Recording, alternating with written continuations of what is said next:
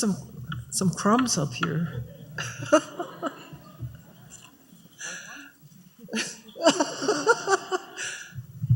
I don't know, I'm a little scared of I'm really honored to be the faculty speaker today, and I just like to give a shout out to my faculty buds, as well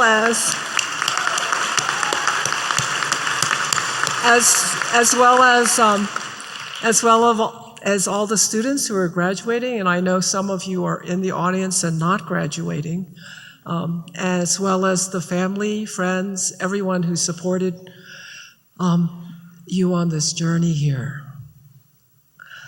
So the other day, one of my colleagues was asking me about what makes a contemplative classroom. And as faculty here at Naropa, we talk about that a lot, and the jury's frankly still out on that, because we have a lot of things we do here that we consider contemplative. But I'd like to explore a different question. I'd like to think about with you, how is the learning environment, AKA the classroom, but right now I feel like this is a giant classroom, created through contemplative experience? And how might this experience support an understanding of diverse social locations and situations, which is really what, thank you Chuck and Krista for just bringing that up, because I think about those things a lot myself. As our faculty and students know, our classes at Naropa begin with a pause and end with a pause. And this pause is often embodied in the Naropa bow, which establishes a brief moment of not doing and not knowing, which is frankly a rarity in our contemporary Western world. It gives us an opportunity to stop in the midst of our rush to achieve, get ahead, and move on to the next thing. Yet the beginning and end do not predicate what flows in between the classroom content. Whether the topic is religious practice and theory, which we just had Warriors exams on yesterday, eco-psychology, the arts, we just had a wonderful example of that, or research methodology. Classroom content emerges from the joining of academic expertise with the pause of not knowing. We bring to our learning a commitment to an academic discipline, as well as an openness and curiosity informed by our personal contemplative practices.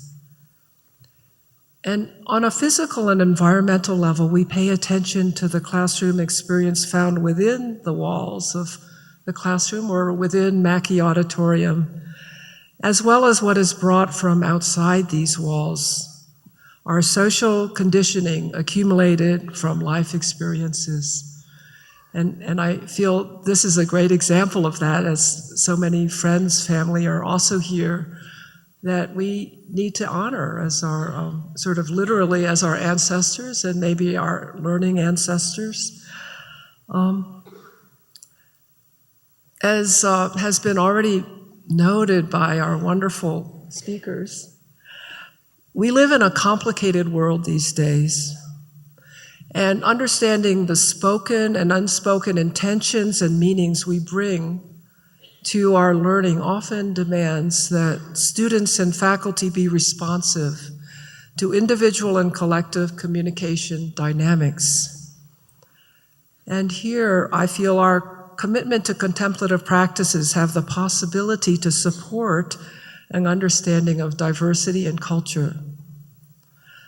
Our emphasis on the immediacy of the first-person experience, which I think everyone, our students and faculty will know what that is. That's our explicit personal experiences that we unearth in our classrooms, many difficult conversations through a felt sense of environment and a somatic experience.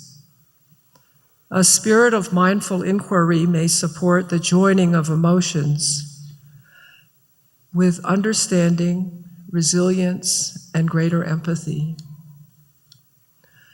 Training in Maitri, or friendship, and we actually have a whole series of courses around Maitri, can provide a ground of self-compassion and genuine caring for others, where personal and social aspects of context and culture may be felt and experienced. I personally feel this is the most important work we can do nowadays, both within Naropa and in addressing the world. In order to shift our conversations from ones of blame and guilt to those that include connection as well as difference, a capacity for self-forgiveness and friendship needs to be expanded. Our contemplative practice can provide that self-knowledge and reflective capacity that supports this ability. You graduates are stepping out into the world, a larger world rife with possibility, confusion, hope, disappointment. My wish for you is that this contemplative impulse, the gap, what we might call space, however you might experience that, will haunt you. As my teacher said, like a ghost. Our mutual challenge is to balance the spacious aspect of contemplative practices with a dynamic quality of interaction. Ultimately, our expression and communication should be relevant, timely, supported by contemplation and reflection, but also able to support genuine and sometimes difficult dialogue with others. I'd like to close with a doha, a song of realization, from Milarepa, a great yogi and teacher who lived in 11th century Tibet. In this song, he is in dialogue with one of his female students. So I'll be singing both sides.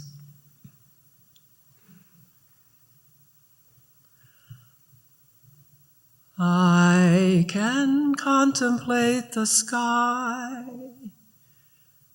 but clouds make me uneasy. Milarepa, tell me how to meditate on clouds. If the sky's as easy as you say, clouds are just the sky's play. Let your mind stay within the sky. I can contemplate the sea, but waves make me uneasy. Milarepa, tell me how to meditate on waves.